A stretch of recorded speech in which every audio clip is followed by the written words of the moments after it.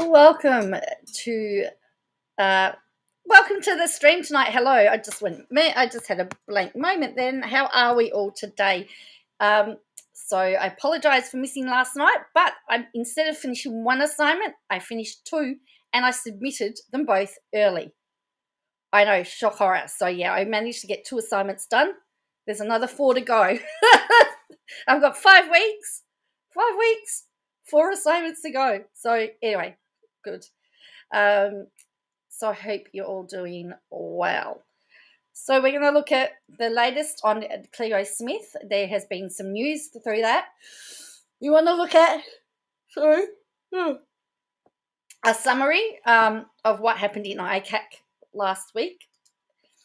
What's really interesting is that Bruz himself is appearing on Monday, tomorrow.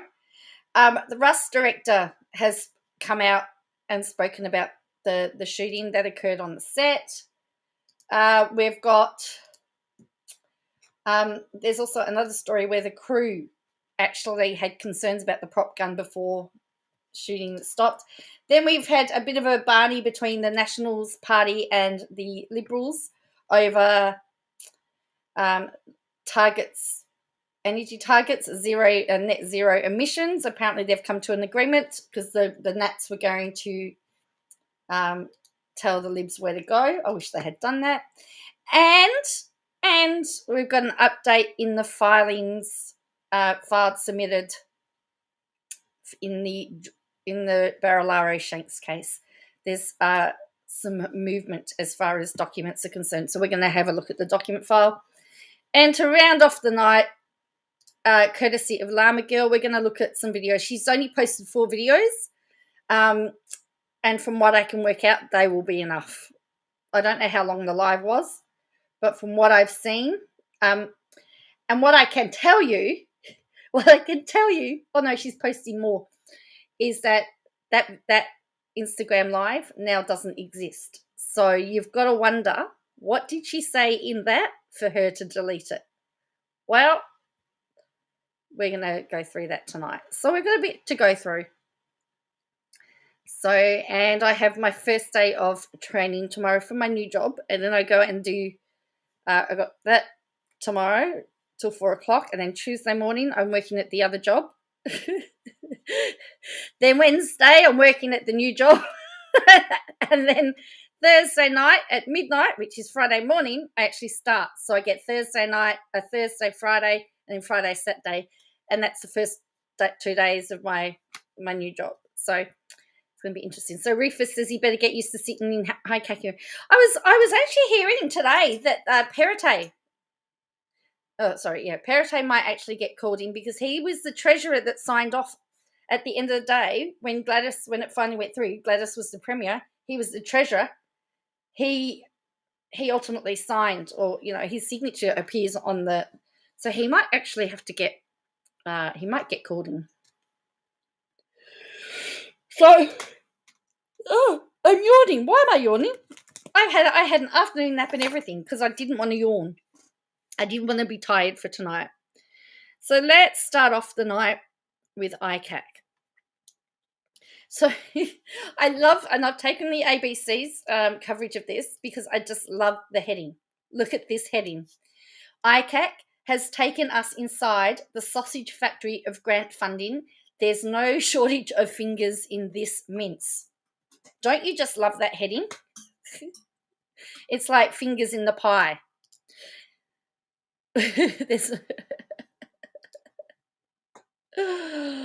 Oh, yeah. So I wonder whose fingers they are. So it says, this seems clear from the first week of hearings before the Independent Commission Against Corruption, a $5.5 million grant relentlessly pursued by the former Minister for Wagga Wagga, Daryl Maguire, for a shooting club development in his electorate was supported by almost nobody in the bureaucracy.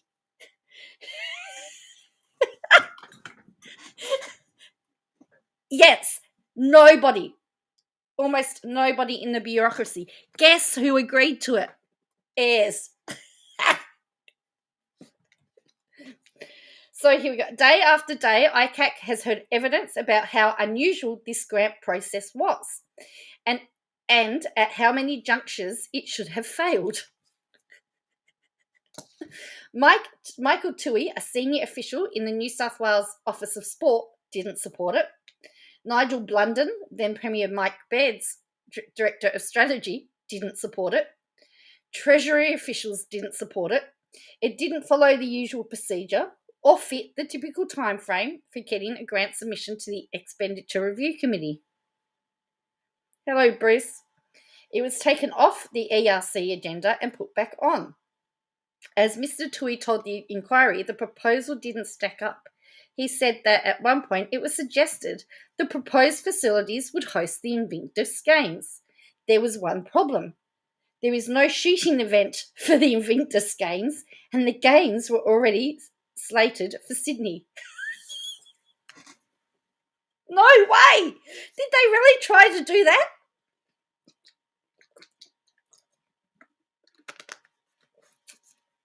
Sorry, I just took a drink.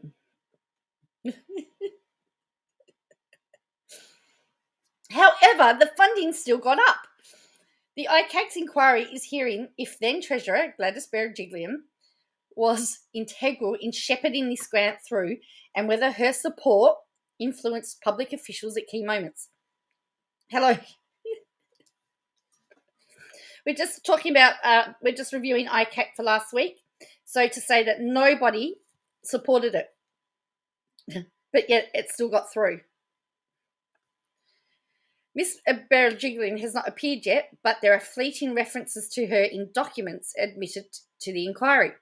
We understand Minister Ayres has agreed with the Treasurer, Miss Berejiklian, that a submission seeking $5.5 million for a Clay Target Association facility in Wagga Wagga be considered by ERC, an official wrote in December. The Jobs Minister and newly appointed Deputy Liberal leader, Stuart Ayres, could not recall having any specific conversations with Miss Berejiklian about this particular grant. It's funny how the memory goes. Well, that doesn't sound dodgy, does it? No, totally clear this. It doesn't sound dodgy, hey? Nobody supported it, and yet it still got through, yeah. When he appeared as a witness on Friday, he told the inquiry this correspondence likely referred to communication between their officers. Mr. Ayres defended the proposal, saying it had merit and would have strategic benefit to the sporting community in regional New South Wales. So at the moment, of all the people that have everybody that's been witnesses so far, and there's been 5 of them, 4 of them had said it's a bad idea, and this bloke said it was okay. In the email tendered at the inquiry, he described the proposal as legit. He told the inquiry the funding decision was fast-tracked so the club could hold an international shooting event in Wagga. He said he wasn't aware of any opposition to the project.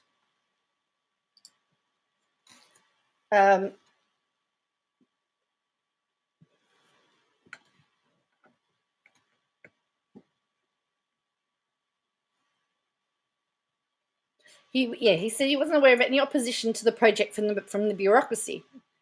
However, he agreed that the event was already scheduled. It would happen with or without the new facility. In the wash-up of that critical cabinet meeting, the grant funding was later sourced from the Regional Growth and Environment Fund, which was overseen by then Deputy Premier John Barilaro. Barilaro's up to his armpits in that, isn't he? Mr. Barilaro is to give evidence on Monday. Here's the question: is Bruz going to throw Gladys under the train? Is Bruz going to say, "Hey, I know nothing"? I can't do Italian. He is up to his armpits in it. So just so that we can get that again, the money was sourced from the Regional Growth and Environment Fund, which was overseen by the then Deputy Premier, John Barilaro. Mr. Barilaro is to give evidence on Monday. ICAC is still hearing evidence, but a pattern has emerged in its line of questioning. Each official and member of government is asked 2 critical questions. Do you think Gladys Berejiklian should have disclosed her relationship with Mr. Maguire, and would you have acted differently if you were aware of it? In this parallel world where Miss Berejiklian disclosed her relationship, that ICAC seems to build. What it is attempting to show is how key people in key positions would have acted differently at critical moments in awarding of taxpayers' funding. Mr. Tui told the inquiry it was absolutely information he needed to know, and he would have acted differently and expressed his concern had he been aware. I can't see how that's anything but a conflict of interest, he said. New South Wales Office of Sport Executive Director Paul Dawn said it would have been a red flag and could give the appearance of conflict. Mr. Blunden said it was a no-brainer that a perceived conflict could exist. And then we get to Mr. Ayres. Mr. Ayres stressed he didn't think that either Miss Berejiklian or Mr. Maguire stood to gain any personal benefit from the project. However, he acknowledged that had he known about the relationship, he would have been concerned a conflict may have needed to be managed, and Miss Berejiklian should have considered recusing herself from the ERC's deliberations. Former Premier Mike Baird was unusually laconic, but his clipped words were devastating. He was incredulous that Miss Berejiklian and Mr. Maguire were in a relationship. Yes, they're asking Port Barillaro about port barreling, yes. Executing public function in the context of potential private interest, I think in terms of good practice, it should be disclosed. So again, everybody has said it was a conflict of interest except Mr. Ayres, who said, I don't think that they had anything to gain. As the Premier of the day, he effectively owned the ministerial code of conduct at the time. That evidence may be crucial in ICAC's deliberations. What is also striking about these hearings is the rare insight that the public is now getting of the messy business of cabinet governance. It isn't pretty. This is the sausage factory of grant funding laid bare, and there's no shortage of fingers in the mince. Mr. Blunden, who worked in Mr. Baird's office, offered a colourful insight into what most of us would assume is dry business of government decision-making. Sometimes you've just got to say WTF, he wrote as a preface to a memo outlining why he thought the shooting club grant should be opposed. That was his response. I'll repeat that. Sometimes you've got to say WTF, he wrote as a preface to a memo outlining why he thought the shooting club grant should be opposed. Hey Grant, g'day to Fox. It was to be known as the Maguire International Shooting Centre of Excellence, a jest at the expense of the former member of Wagga. And it goes on to say, Gladys and Ayres want it. No doubt they've done a sweetheart deal with Darryl. But that goes against all the principles of sound economic management. Mr. Ayres objected to this evaluation, saying that fantasy would be a good word for this particular assessment. Mr. Blunden's memo is reassuring in some respects. It shows some public servants remain committed to giving frank and fearless advice in notes that are normally hidden from plain sight. Day after day, more documents titled Cabinet in Confidence are tabled by ICAC. No other institution could do this. Hello, Meemore. When 7:30 first revealed Ms. Berejiklian's role in awarding of this grant in December last year, we set out the potential conflict that might arise, but these cabinet documents were far outside our reach. Pesky journalists rarely get unsanctioned leaks of cabinet documents. Even the New South Wales Parliament can't demand them, but ICAC can. Charged by the New South Wales government with monitoring all aspects of its own dealings, it puts a blowtorch to that confidentiality, shattering the secrets of cabinet governance. Nothing is off limits. We're yet to hear from Ms. Berejiklian. She's denied any wrongdoing. When 7:30 first starts about this grant in December last year, she maintains that it went through the normal processes and that she doesn't intervene in them. From the evidence heard so far, that public explanation is likely to be strongly challenged by ICAC's counsel assisting when she gives evidence next week. So we've got Bruz appearing on Monday. Because he's the one that awarded the money. It came out of his funding allocation. So isn't that interesting? Bruz is up to his armpits in it. Hey, maybe he's the new COVID poo detector. I don't know. What are you getting from all of that? I mean, this week's ICAC's been very interesting to hear all the top public servants saying that, when you hear all the top public servants saying it's a bad idea, and yet the process still goes through, you've got to wonder why. There had to have been some deal made for it to have gone through. I'm sorry. There had to have been.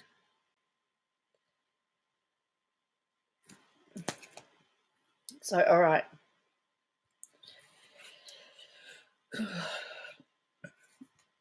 So we'll definitely have an update tomorrow, possibly. Although I've got training tomorrow, so I won't be able to watch Bruz. But as soon as I can get an update as to what happened with Bruz, I will definitely have. I don't know whether I'll do it on the live or whether we'll do it on whether I'll do it as a recorded. But all you can do is shake your head. And the scary thing is that these people never have money for the things that are needed. We need housing at the moment, affordable housing. There's no money, and yet they've just wasted $5.5 million like that. We need it's just my pet peeve. The Julian Hill bill will be very interesting tomorrow. I'll try and keep an eye on that as well for you all. Got lots of things to do. Hopefully training's boring and I won't get caught not paying attention. I didn't say that. Let's go on to Cleo, the missing little 4-year-old. So there has been a development announced today. They're looking for a car. So they're searching for a passenger vehicle that was seen in the area. So we know. Yes, I heard that Perrottet signed off on it. So I heard that. So he may actually have to go to. Well, it's interesting. Would he have to stand aside then? While he gave evidence. He just got the pay rise. He's got his 7th kid to pay for. It'd be very interesting to see what happens because Perrottet signed off on it. Anyway, so W Police reveal search for passenger vehicle seen in the area where she disappeared. Look at it. Look how gorgeous she is. WA is Western Australian Police are searching for a driver and persons who may have been in a vehicle seen in the vicinity of where 4-year-old Cleo Smith disappeared a week ago. Police say the vehicle turned out of Blowholes Road and turned south towards Carnarvon in WA's Gascoyne region between 3 o'clock and 3:30 a.m. last Saturday. Well, let me tell you, the way the ICAC's going, I'd tell you Helen Dalton might be the next premier.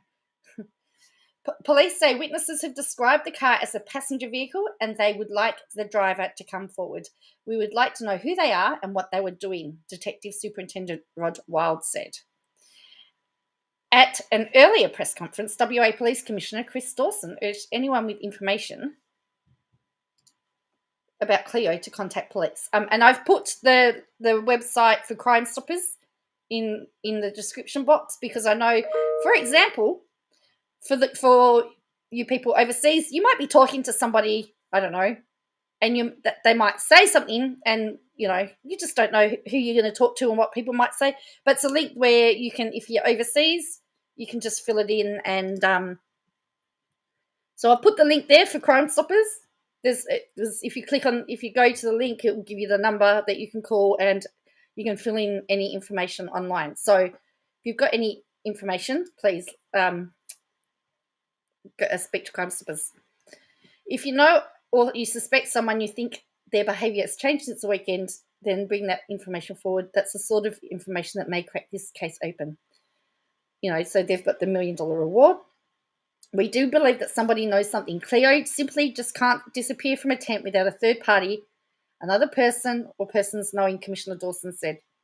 We will painstakingly go through every vehicle movement, every bit of technology that we get, every forensic exhibit we collect, and, of course, eyewitness accounts. Premier Mark McGowan has also emphasised the government's reward for information about Cleo. We feel for her and her family. We just want to make sure we find her as soon as we can. There's $1 million reward. If you know anything about it, please provide advice to the police immediately. So there you go. So they've been to the house. They've been they've all but now left the campsite, from my understanding. But now they're tracking vehicle leads. So they're looking. All they've said is a passenger vehicle. That's all they've said. They've not said whether it's a wagon. They've not said whether it's a hatch, a sedan. We know it's not a people mover. So, again, just keep Cleo's family in your thoughts and prayers. Pray that she's found safe and well.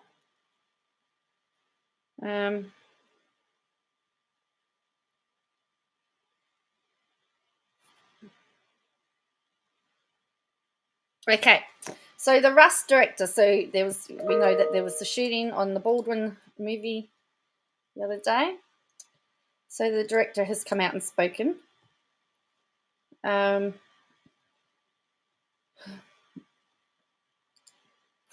All vehicles carry passengers. Surely they could get a more specific. Well, it's probably not a people mover, but yeah, not much. Yeah, not much. It could be anything. The movie director, who was shot and injured in an on-set accident involving actor Alec Baldwin, said he was gutted by the death of cinematographer Helena Hutchins.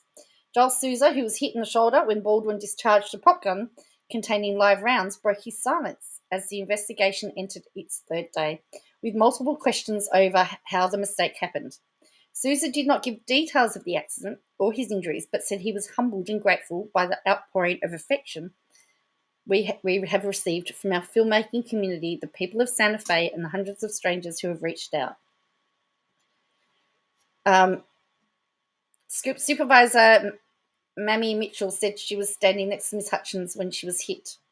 I ran out and called 911 and said, "Bring everybody, send everybody," she said. This woman is gone at the beginning of her career. She was an extraordinary, very rare woman.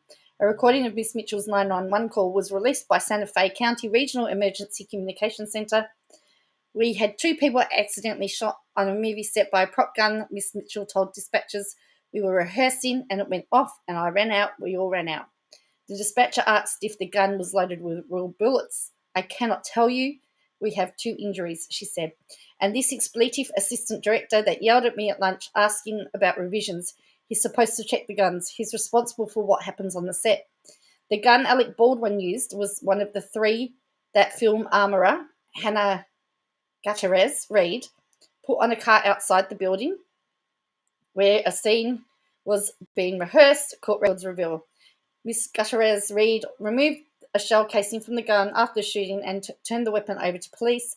It remains unclear how many rounds were fired.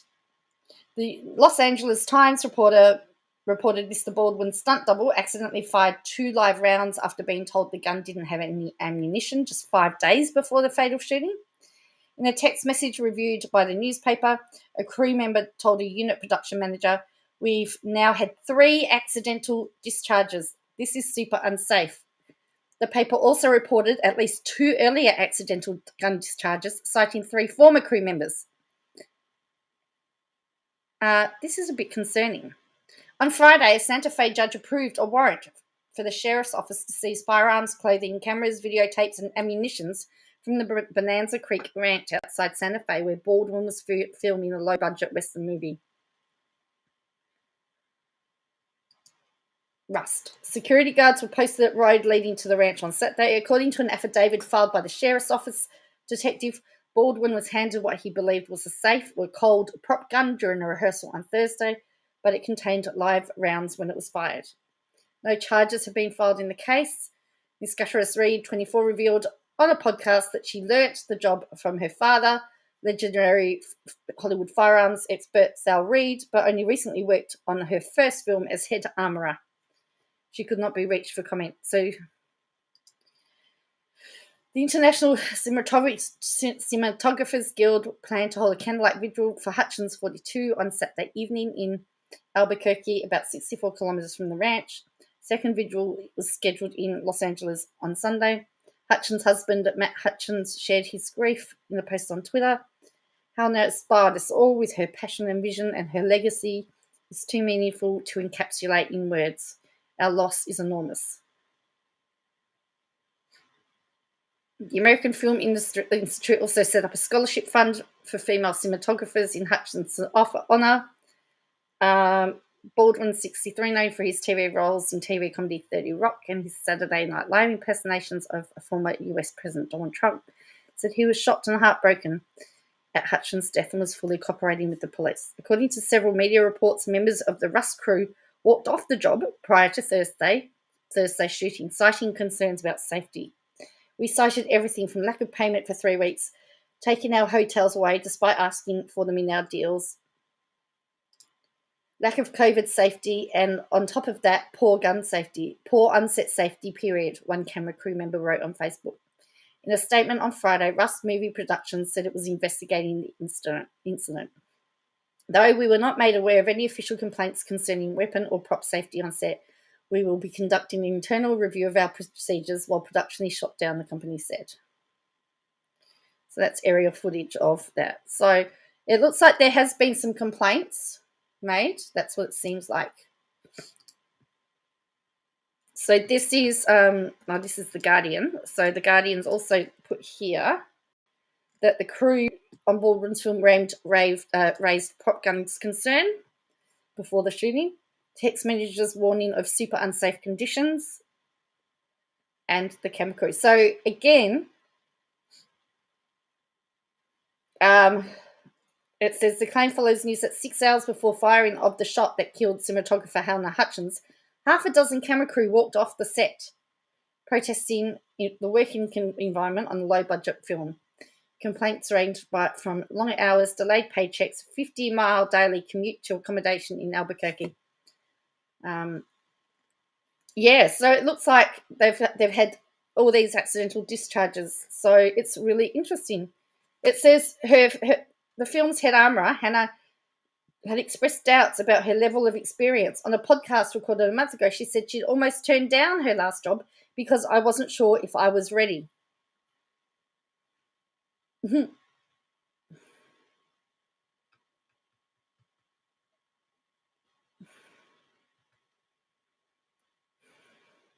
So there you go. It looks like she's had doubts that she could do the job. Interesting.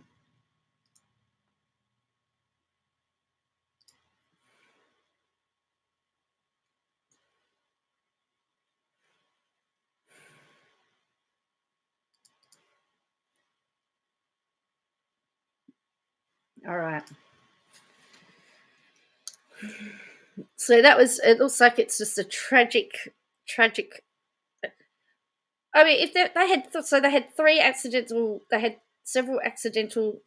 Well, they shouldn't have I wouldn't have thought there would be live rounds. I thought prop guns were supposed to have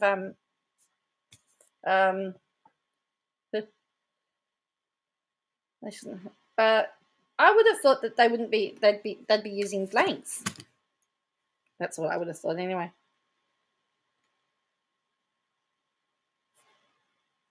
Okay.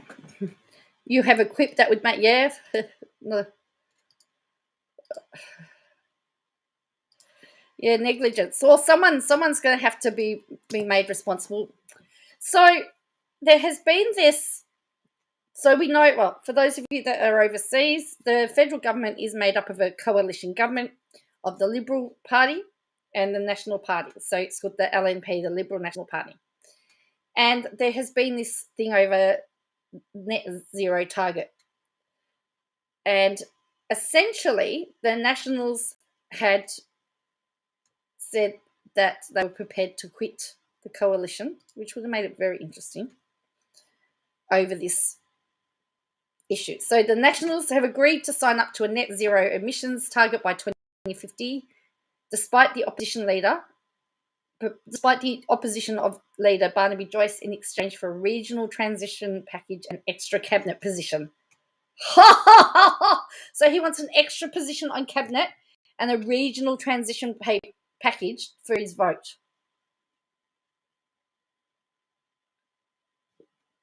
Isn't that blackmail or bribery? In a 2-hour-long party room meeting on Sunday, Joyce said the party had agreed to a process to support the net zero target dependent on Cabinet signing off on a package that would protect regional economies.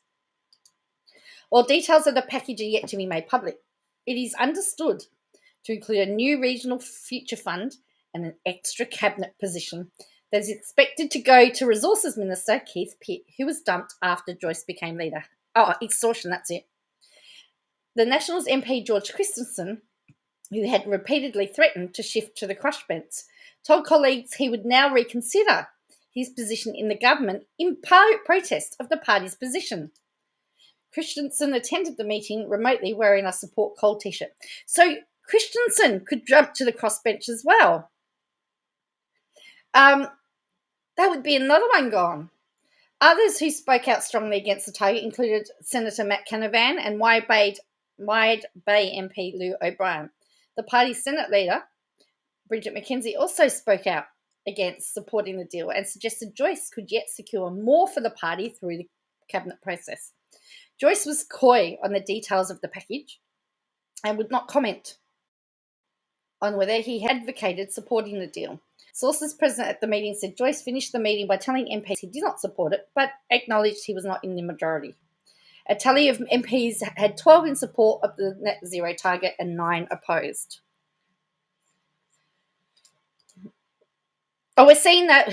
Meanwhile, we're seeing that in the ICAC. We're seeing that in the investigation with the politicians at the moment. No one's admitting to that. We are in support of the process going forward, and that goes towards the 2050 emissions target. Obviously, that's dependent upon what we see in the cabinet submission and reflecting the conversations in the agreements between myself and the Prime Minister, Joyce said. Out of respect for everybody in the party room, I'm going to keep any position of any person absolutely private. I said that this was the position, not of the leader, not of the executive, but would be in a position of the party room. So we made a process to find the view of the party room, and the party room has made the view clear.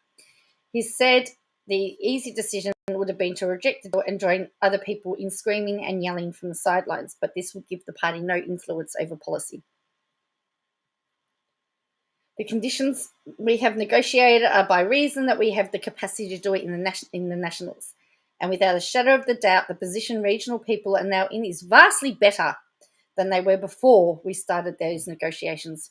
The Prime Minister, Scott Morrison, said he welcomed the Nationals' in-principle support and looked forward to this matter now finally being considered and determined by Cabinet. We recognise that this has been a challenging issue for the Nationals. I thank the Deputy Prime Minister for his leadership and his colleagues for considered support. I greatly respect the process they have undertaken in reaching this decision. They've just extorted the government, but that's okay. Only the coalition can be trusted to plan a plan to achieve net zero emissions by 2050 that will protect and promote rural and regional Australia. Ensuring regional Australia continues to grow and prosper is a core objective of any coalition government, and this will be central to our plan. Really? Australia will continue to reduce emissions while keeping our economy growing, maintaining affordable, reliable energy, and ensuring our regions stay strong. That's our Australian way. The Deputy Nationals leader, David Littleproud, a supporter of the package, spoke with more conviction than Joyce about the party room's decision. Today, our party room respectfully got to a position of securing also growing regional jobs in the future, facing up to our international commitments, but making sure we have the safeguards and the protections to ensure that all people in regional Australia can participate. He said the technology roadmap presented by the Energy Minister, Angus Taylor, had given adequate comfort about how technology can help grow new regional jobs. This has been a pragmatic discussion, very respectful, and our party room, with great maturity, has got to a position that I think makes sense for regional Australia and will support regional Australia now and into the future. The National Senate leader, Bridget McKenzie, said she was proud to be part of a political movement that doesn't shy away from the tough questions and stood up for the most marginalised people in the country. They've only got a small group of people in this place to stand up for their needs and interests, which we have done in the face of an abundance of differing views. The national MPs for the seat of Gippsland, Darren Chester, said the decision was a win for common sense. I'm confident the positions agreed by the Nationals and the Prime Minister will start the process of protecting our social, economic and environmental interests, but the task will be ongoing. There's lots of work to be done to protect regional families. So there you go. They're not going to leave.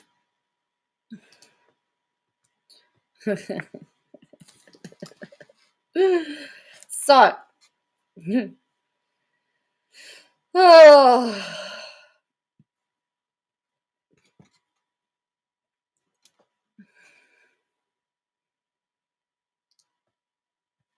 oh look.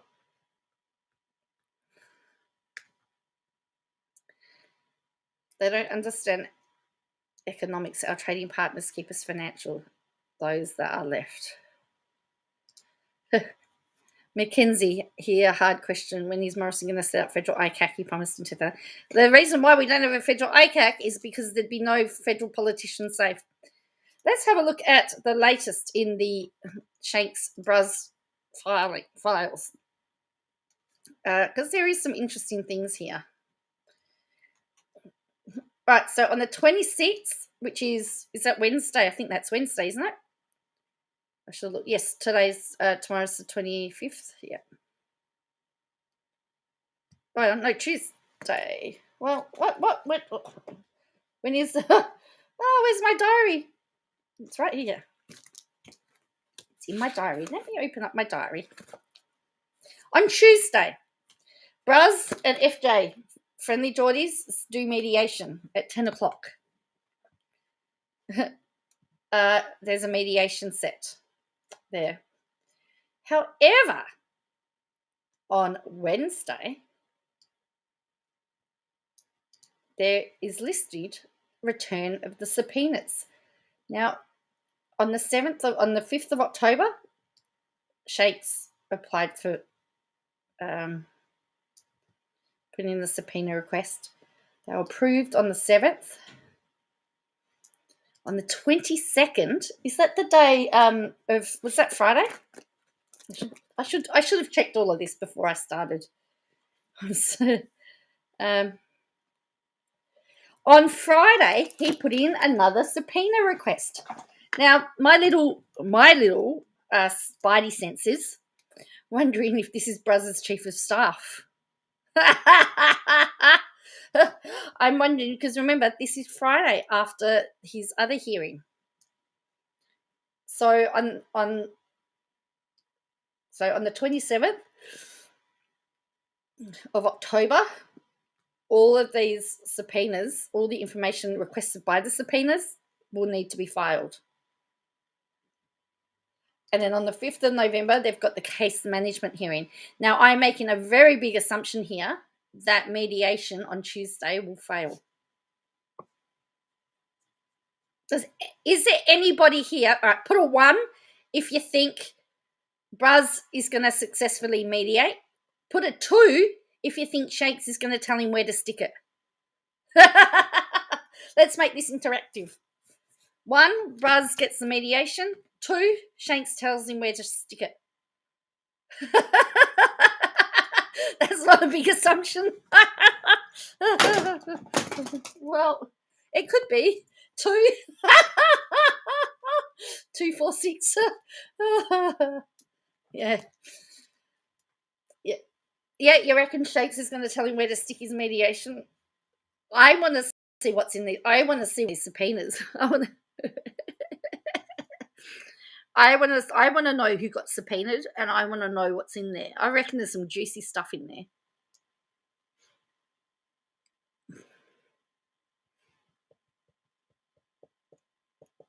Anyway, so that's essentially what's happened, because I get messages every time the file gets updated. And so I got a message to say that there was a document put on the file, and so this was the subpoena request. So that will probably get approved tomorrow, and there'll be a subpoena issued to produce documents. So there we go.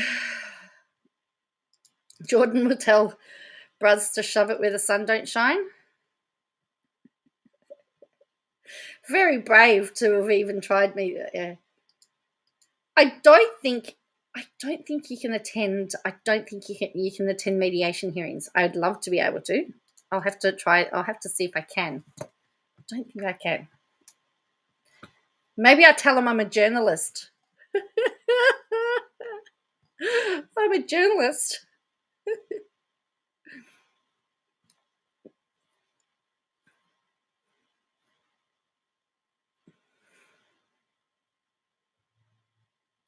Bruz is going to be, he's got busy week this week with ICAC on Monday and mediation on Wednesday.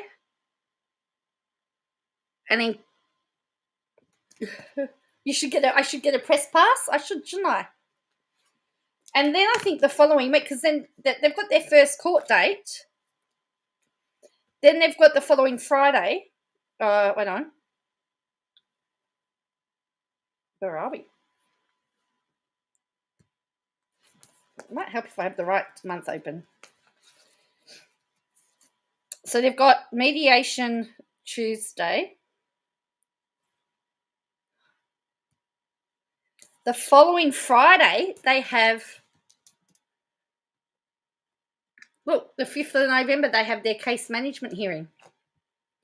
So 2 weeks. So he's got ICAC Monday, mediation Wednesday, and then case management conference on the 5th of November.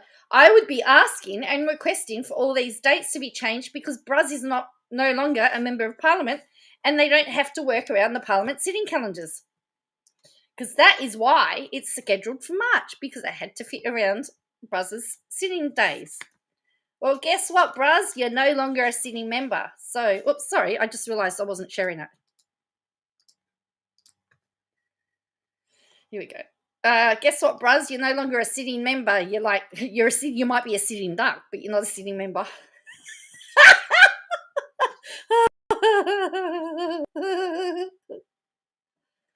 So yeah, so return of subpoenas. Oh, that's right. Return of subpoenas on Wednesday. Mediation Tuesday. Return of subpoenas Wednesday. Following Friday, case management hearing. There we go. Wow. Pretty full on. He's got a busy week. Busy. So have I, actually. He could be going backwards, but he might be going back and forth between... Well, who would take precedence, ICAC or the court? I guess is the next question.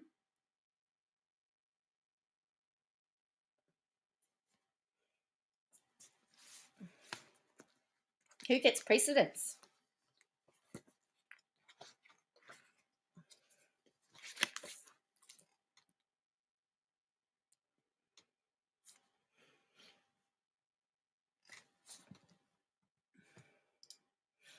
All right, so that's that one. No, I don't think the court can interfere in parliamentary affairs. Whoever's going to lock him up first. True.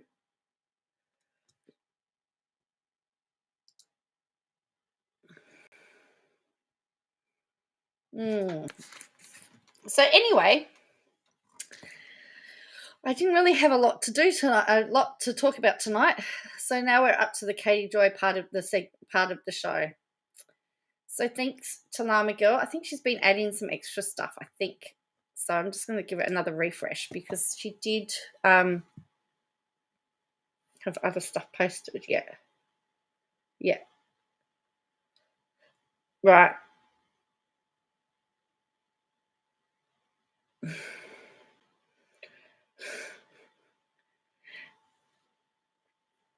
All right, here we go. So we're getting to that. So thank you to Llama Girl.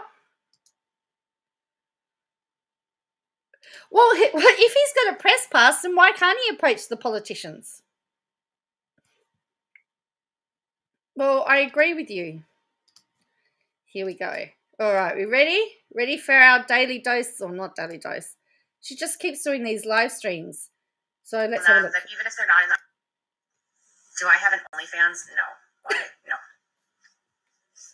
Do I have an... Someone asked whether she had an OnlyFans.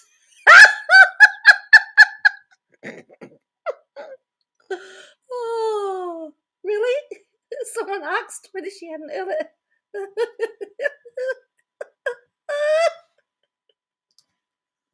Do I have an OnlyFans? No. Why? No. I do not. To be just your average run-of-the-mill gossip rag about the Duggars, that's not going to ever be me, and that's not what I want to be about, and that's not... She's not the run-of-the-mill gossip rag about the Duggars. Hello?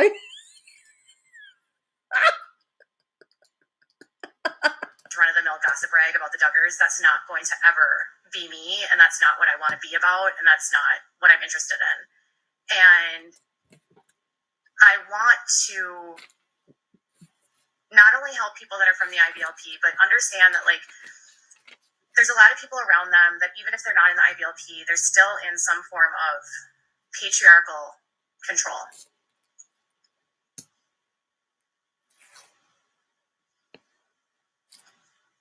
No.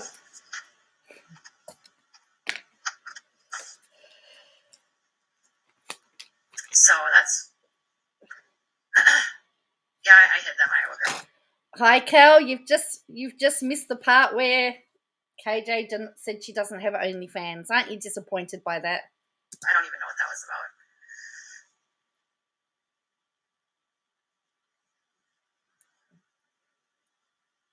I know there's someone's like, do you have an OnlyFans? And another person's like talking about Reddit. Clearly trolling tonight. If someone's... Could you imagine someone leaking somebody else's nudes? That's actually called revenge porn. Like, you. No. But is it revenge? Is it revenge, whatever it is, if it's on OnlyFans? I thought it was if they were private photos. That's what it was. Because isn't OnlyFans like a paid subscription? Just revenge porn? We're calling it prawns. I don't know anything about it, but I would have thought that it would have to be private photos, not necessarily something that you could find on the internet. Or am I totally up the creek without a paddle? And I also have to understand there's different rules for different countries as well. So yeah, that's right. That's what I was saying. OnlyFans can't be revenge porn. That's right. You're selling it.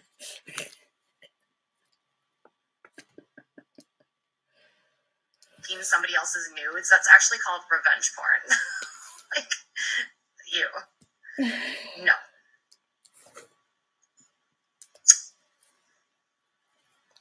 I don't want to talk about my faith. It's irrelevant to what I do. You don't have faith. You gotta have faith. You gotta have... She's an atheist. What does she mean? She doesn't want to talk about her faith. Doesn't she tell us she's an atheist all the time? Not sure who runs the East Coast these days, but the Godfather ain't going to be happy. I don't like to discuss what I believe or how I believe or what my thoughts are on faith. I've done it in the past and I've shared my experiences, but it's not relevant to this topic. It's irrelevant, in fact. And it doesn't matter. I don't care.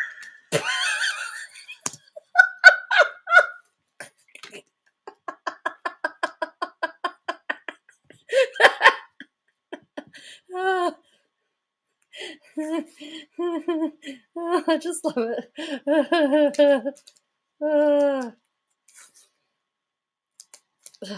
I'm sorry to hear that, the Fox. That must be horrible. Oh, guess what?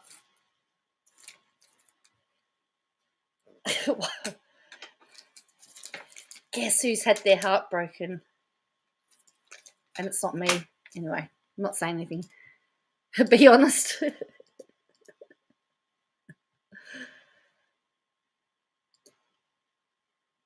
I don't care. Yes, you do.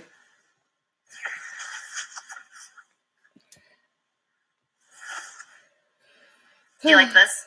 Frida did that. What? She scratched at the door. Hang on. To the extent that we have to, like, paint. Look, hang on. She scratched. Did that.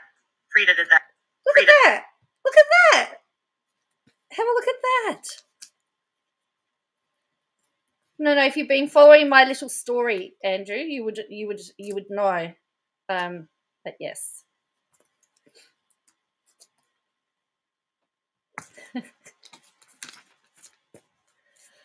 at that scratch. I'm going to make this bigger. Look at that. Sorry, I should have made it bigger before.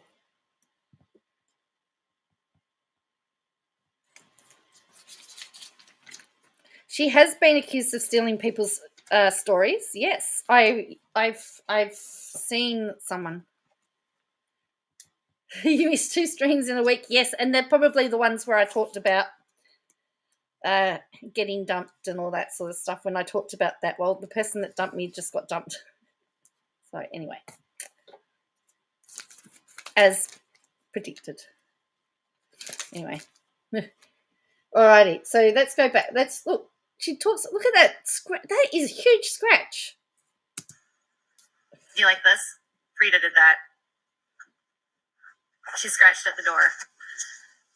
To the extent that we have to, like, paint. And that's the aftermath of Frida. Look at that. I've never seen such. I've never seen a dog do such. I've seen it done out in the yards, but I've never seen it done to a house. Am I like that naive? I don't have dogs. Am I naive, or is that unusual? Oh no! Call the FBI on Frida. It's Frida. I want to break Frida. I want to break Frida. Llama Girl says, but who put the hole in the wall by the light switch? So let's have a look.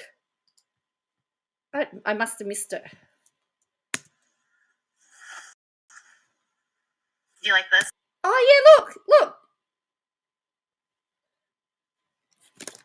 Look, here, look. It's been puttied over. Frida did that.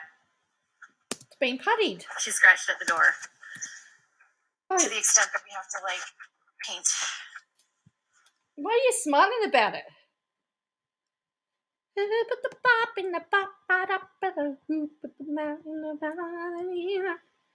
Alrighty, so here we go. Now this is really interesting.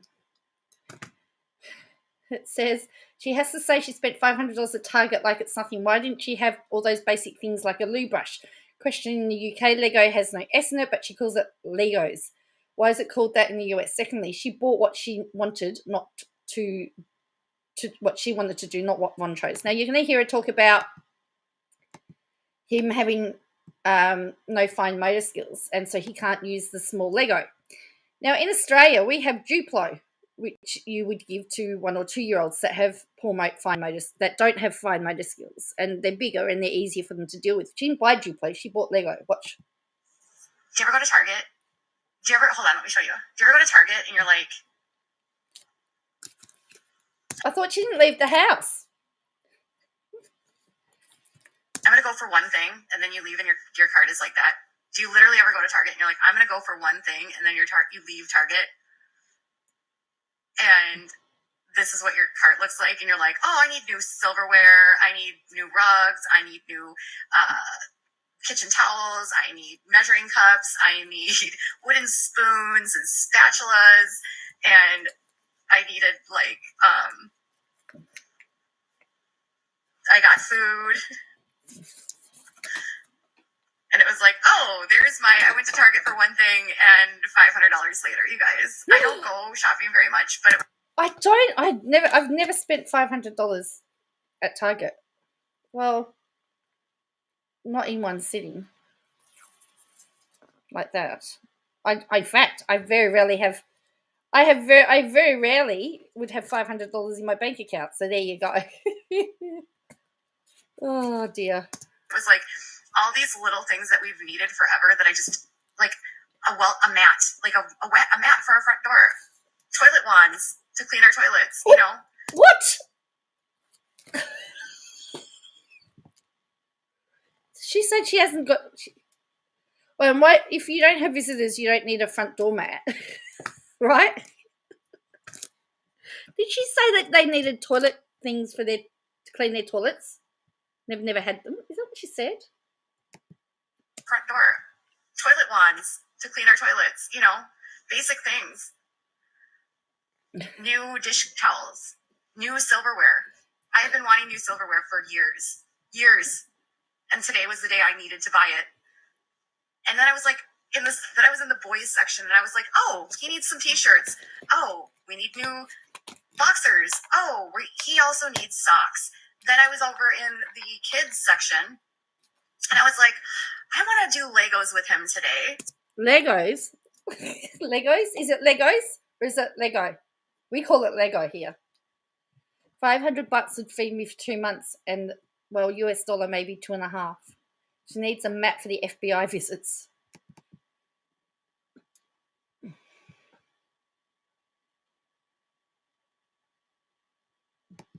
So then I was like, we need to buy some Legos.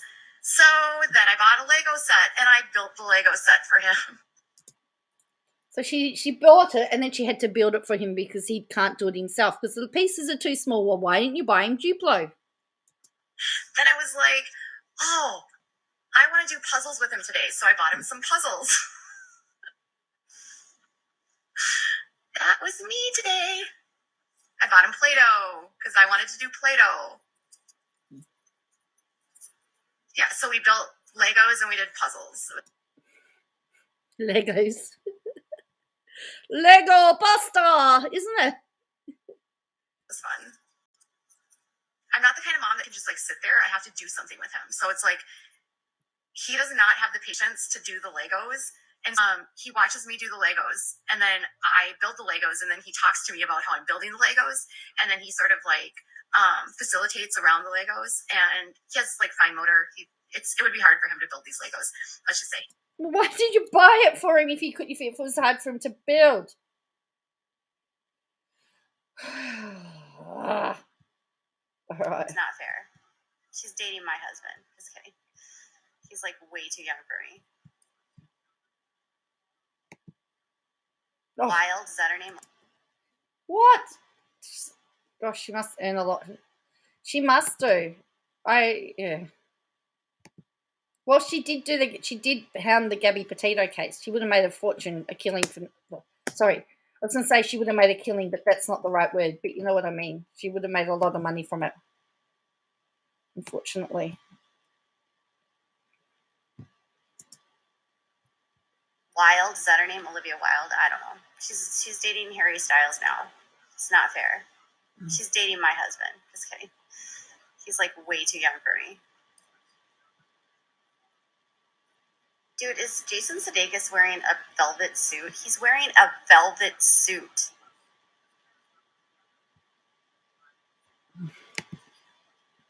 He's wearing a velvet suit.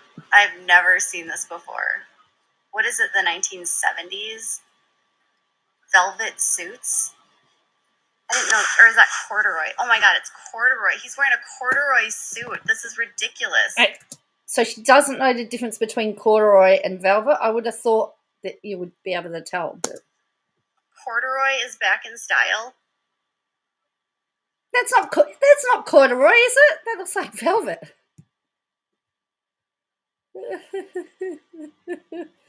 All right. Put a 1 if you think it's a velvet. Put 2 if you think it's corduroy.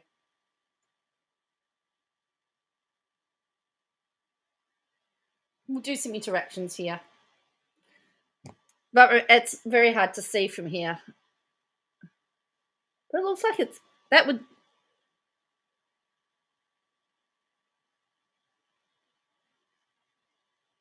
One, oh. So 1, velvet, 2, corduroy. Yeah, it is velvet, isn't it? See, He's wearing a corduroy suit. It's not corduroy. Corduroy suits are a thing still? Oh my god. Are those still cool? And someone's put in here velvet. So wild. Corduroy suits. I can't believe that. No, it wasn't velvet. It was corduroy. There you go. Someone's saying it's velvet. She's saying it's corduroy. You could tell that it was corduroy. Your boyfriend has a black velvet suit. Prince William wore a green velvet suit. Well, I don't take a lot of stock in what the royals do, so. Yeah, he's wearing a brown suit with a black shirt, which I don't like brown and black together, just like I don't like red and pink together. I also don't like dark blue and black together. Like, I really don't like navy and black together when people wear navy and black together. I don't like when people wear red and pink together. I don't like when people wear black and brown together. I don't share photos of my son online, so if I took photos of him, you guys wouldn't see it. We don't share photos of him online. Yeah, all of those colors don't go together. Thank you, Netty Cakes. She used to share photos of him online. All right. So then we've got more fashion advice by a cat and telling tale about someone calling. Oh, all right. We're probably going to get trigger here, so watch out. Trigger warning. I feel like she's almost trolling in a way. Navy and black do clash. Red doesn't go with pink or purple. Doesn't. Don't wear those colors together. Never wear black with dark brown. Exactly.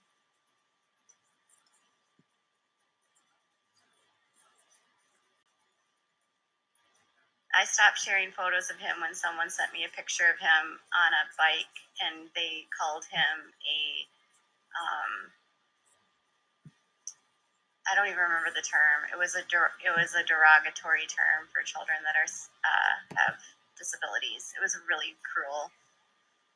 And they turned it into a meme. So I was like, you're not going to make fun of my son who has a disability by doing that. So I'm not going to share photos with him anymore. Black and brown is like a recess. Yeah. I mean, you could wear like tan. Tan and black is fine, but dark brown and black, no. They used a word that starts with an M. I don't even know. I think it's an older word, but it was horrible. I had to Google the word. They were so cruel. That was a couple years ago. That's when we stopped sharing photos of him. Yes, Beverly, that's the word they used. Oh my gosh. Yes, that's the word they used. I don't know what that means. I don't want to know what it means. I just knew that it was like a derogatory word.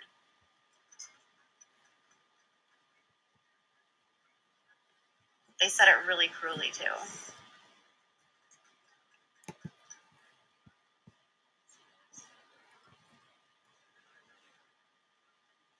I think it's I don't know what it means. Yeah, the woman wouldn't apologize, no.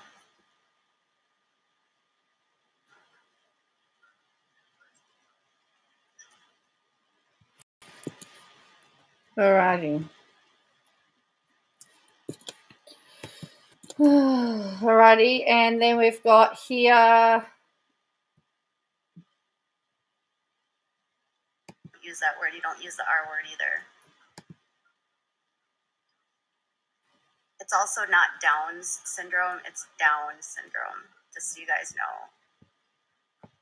Parents that have children that have Down syndrome also don't like it when you call it Downs because it's not Downs. It's Down syndrome.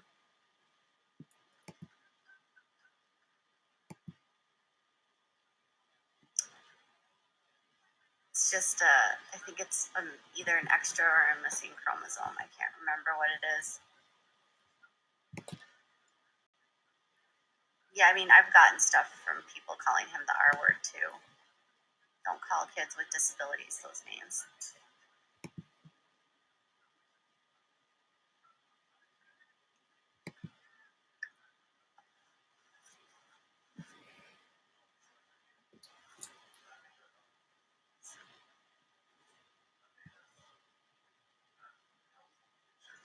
Oh, my husband was like 40 when we had Vaughn. No, you were 41, right?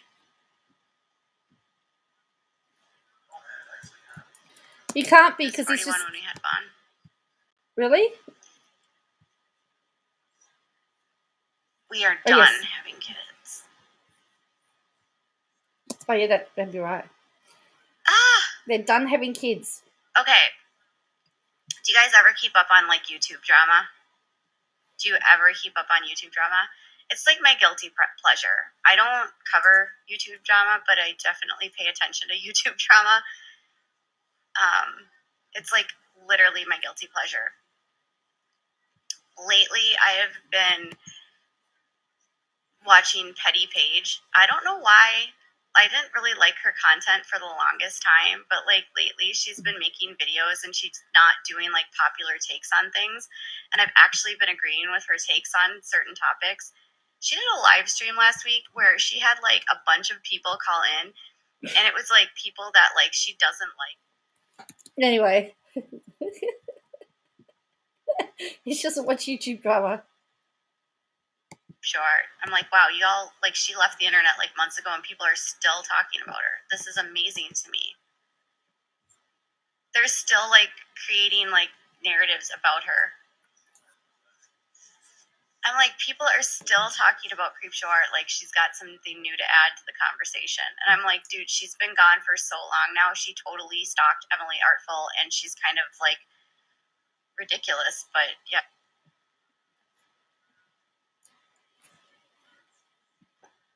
Todd is her favorite. What are you talking about, Todd? Who are you talking about? Todd is her favorite. I don't know who you're talking about.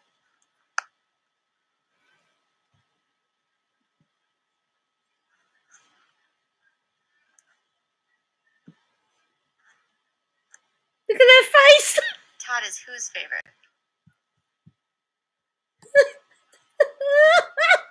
Oh, Todd is my favorite YouTuber.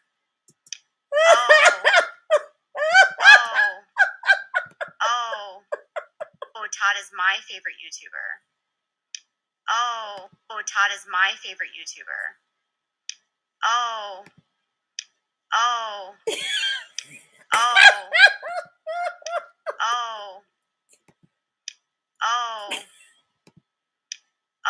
Da da da da. Oh. Da da da da. Oh. And I said, oh, did you know Mommy has almost 200,000 subscribers? And I said, did you? Because he's always like so impressed with like when his YouTubers have subscribers. And so like the YouTuber was like, oh, I just did 100,000 subscribers. Thank you so much. And I said, oh, honey, did you know Mommy almost has 200,000 subscribers? And he goes, and I was like, is that like cool? And he's like, no, that's like not cool at all.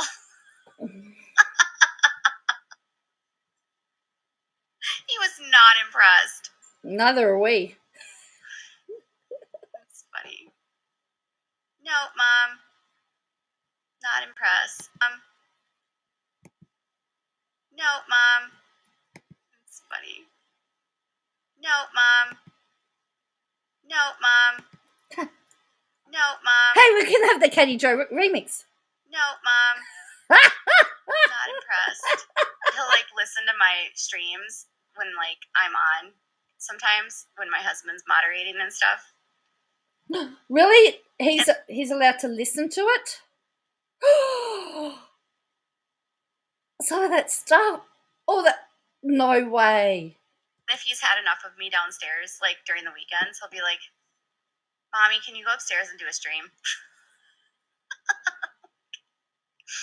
Mommy, maybe you could just go upstairs and do a stream. Like, Mom, just leave. Go upstairs and do a stream.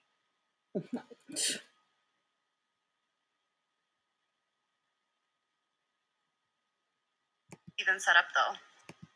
We just recently got cable, and I only got cable because I needed to. We upgraded our internet speed, so like for like uploading and for streaming and stuff, and downloading that kind of stuff, for like this business, and we had to get cable in order to get like the highest speeds for the internet.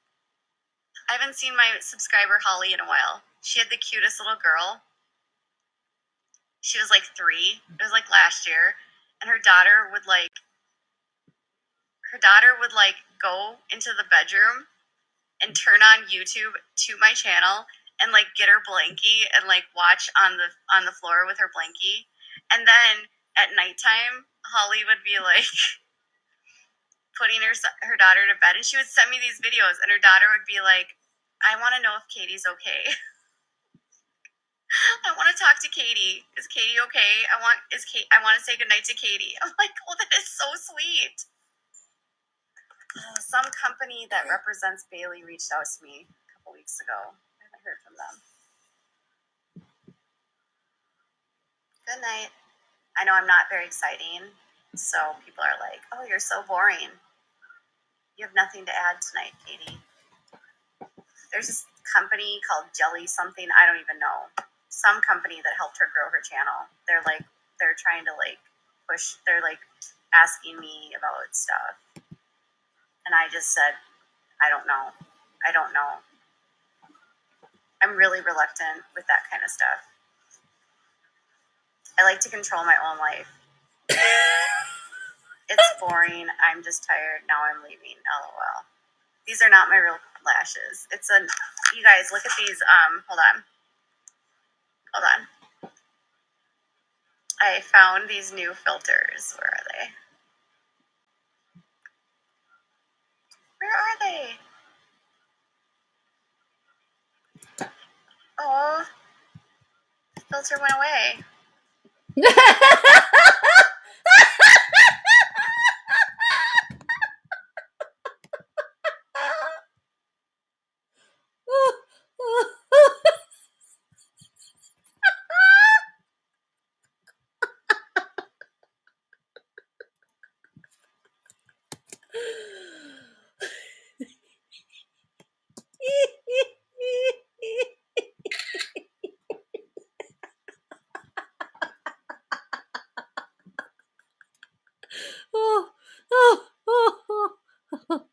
Oh, that's classic. Has everyone got their screenshot? Has everyone got their screenshot? Oh.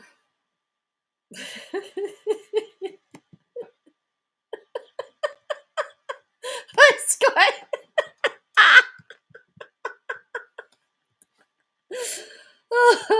Oh, that's funny. Oh boy, that's funny. Oh dear.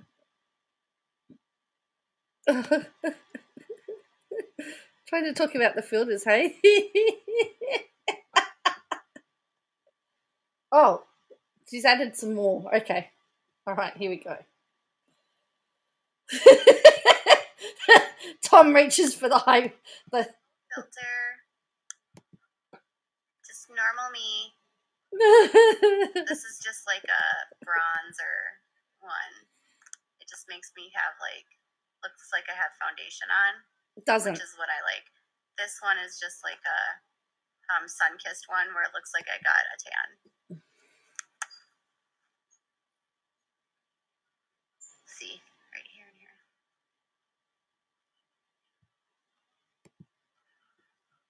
Nothing.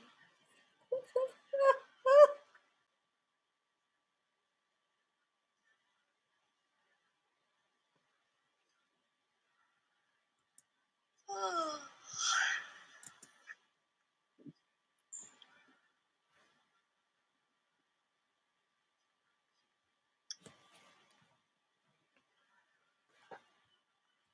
I like this one because it just looks like I have foundation on. I wish YouTube had filters on and then I wouldn't put on makeup, to be honest.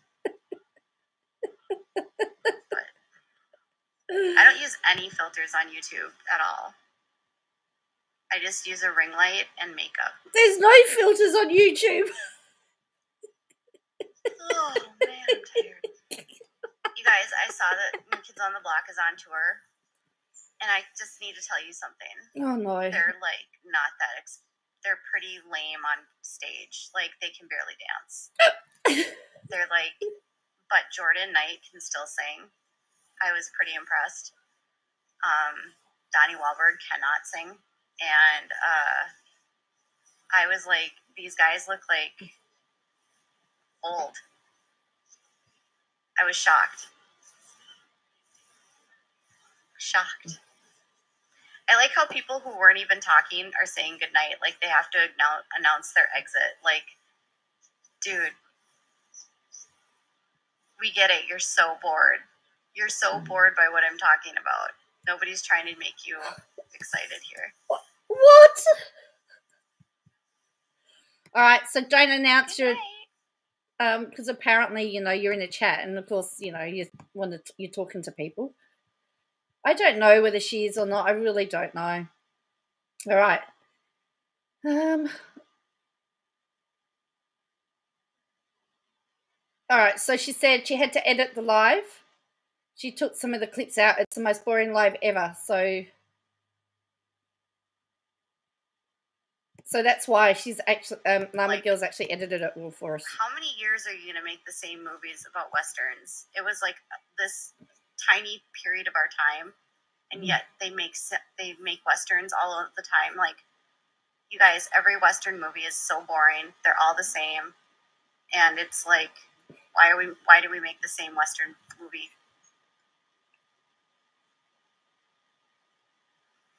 I'm not into westerns. And it glorifies a period of time where it was just weird. Yeah, over and over. Like, did Clint Eastwood, is he still alive? Like, when Clint Eastwood passes away, I think all western movies should be retired. Truthfully, they're boring. I don't watch westerns. I don't like violent movies at all. I actually don't really watch a lot of movies.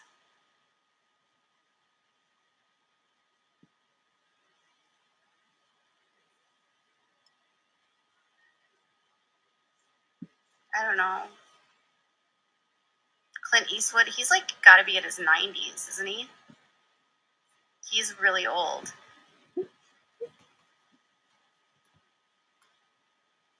You guys, are you the only person that when you're on Twitter and you see that Betty White is trending, you like hold your breath and hope she's not dead? Legit, every time Betty White trends on Twitter, I think it's because she's died. Because she's like almost 100 years old.